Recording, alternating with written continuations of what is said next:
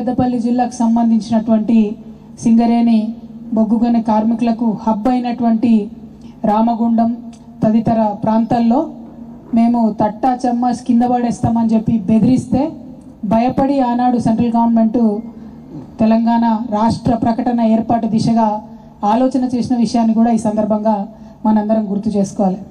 అట్లనే ఇదే పెద్దపల్లి సెంటర్లో అనేక మార్లు ఎన్నో ఉద్యమ కార్యక్రమాలు ఎన్నో రకాల కార్యక్రమాలు చేస్తూ ఇక్కడి ప్రజలతో బీఆర్ఎస్ పార్టీకి ఈ గులాబీ కండువాకున్న అనుబంధాన్ని కూడా మేము పదే పదే గుర్తు చేసుకుంటున్నటువంటి సందర్భం మీ అందరికీ కూడా తెలుసు. మరి ఇవాళ ఒక పార్టీ పెట్టి 25 సంవత్సరాలు నడవడం, అది కూడా అప్రతిహతంగా నడవడం అంటే చిన్న విషయం కాదు.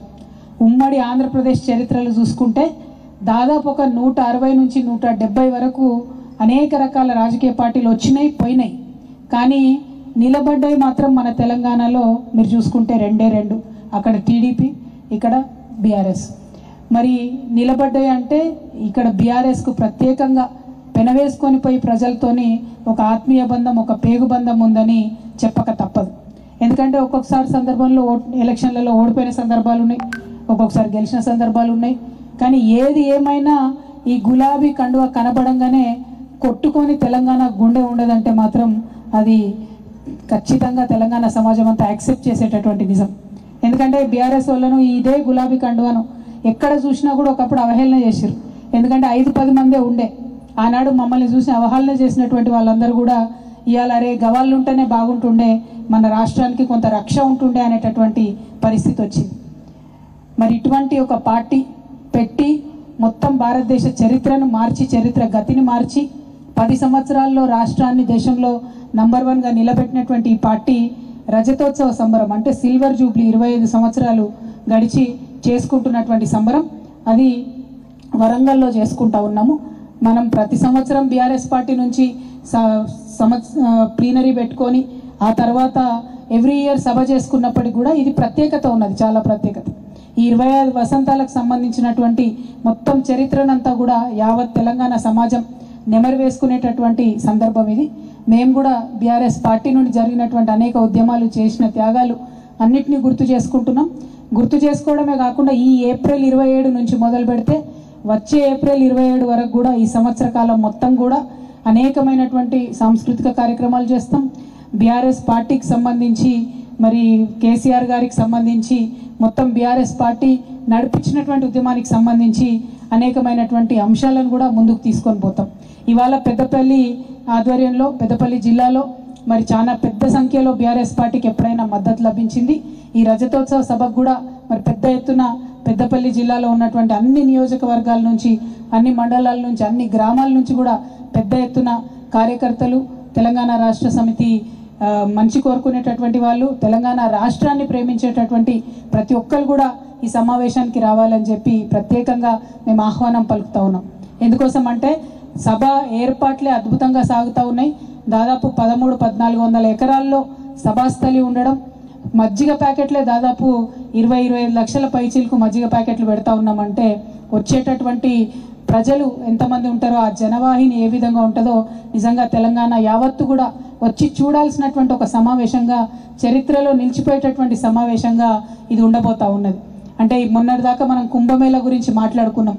ఇవాళ తెలంగాణ కుంభమేళ ఇదని చెప్పుకునేటట్టుగా నిలబడుతుంది. కాబట్టి ప్రజలందరూ కూడా పెద్ద ఎత్తున రావాలని చెప్పి మరొకసారి ఆహ్వానం పలుకుతా ఉన్నాం.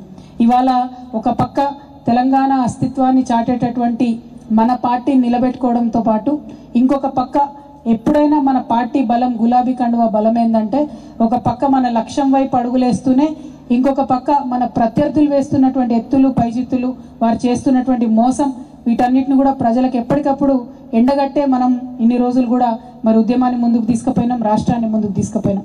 ఇవాళ ఉన్నటువంటి సందర్భంలో ఇప్పుడున్నటువంటి కాంగ్రెస్ ప్రభుత్వం, మరీ ముఖ్యంగా పెద్దపల్లి జిల్లాలో ఉన్నటువంటి నాయకులు, వారు వ్యవహరిస్తున్నటువంటి తీరు, రాష్ట్ర ముఖ్యమంత్రి వ్యవహరిస్తున్నటువంటి తీరు, వీటన్నిటిని గురించి కూడా ఆలోచించుకోవాల్సినటువంటి అవసరం ఉన్నది.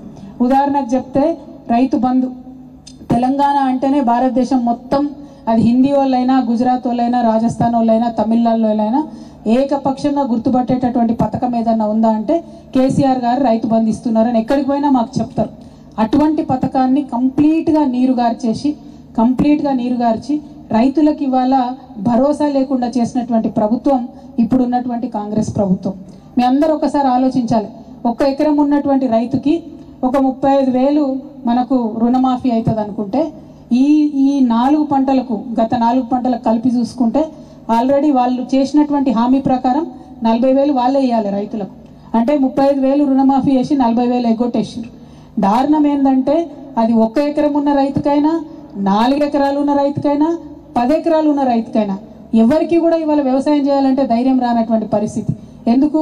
ఒకవేళ పంట వేసుకుంటే మనం నారు పోసుకుంటే మరి తర్వాత నీళ్ళు వస్తాయా రావా తెలియనటువంటి పరిస్థితి, తర్వాత ఎరువు బస్తాలు దొరుకుతాయా దొరకవా తెలియనటువంటి పరిస్థితి, చివరికి పొట్ట కొట్టి వచ్చే దశలో నీళ్ళు ఇస్తారా ఇయ్యగరా తెలియనటువంటి పరిస్థితి. అన్నీ దాటుకొని మనం ధాన్యం చేసి కళ్ళంలా మరి వడ్లుంటే వాటిని కొంటరా కొనరా తెలియని పరిస్థితి. నేను ఇవాళ ట్రావెల్ చేసి హైదరాబాద్ నుండి ఇక్కడి వరకు వస్తుంటే ఈ గత 2-3 రోజులుగా వచ్చినటువంటి గాలి దుమారంతోని వానతోని అనేక చోట్ల ధాన్యం నానిపోయి ఉన్నది, అనేక చోట్ల మామిడి తోటలు పాడైపోయి ఉన్నాయి, అనేక చోట్ల మొక్క తోటలు పాడైపోయి ఉన్నాయి. మరి ఇటువంటి పరిస్థితులలో ఈ పెద్దపల్లి జిల్లాలో ఉన్నటువంటి మంత్రి శ్రీధర్ బాబు గారిని నేను డైరెక్ట్గా అడుగుతా ఉన్నా, ఎందుకు మీరు రైతులకు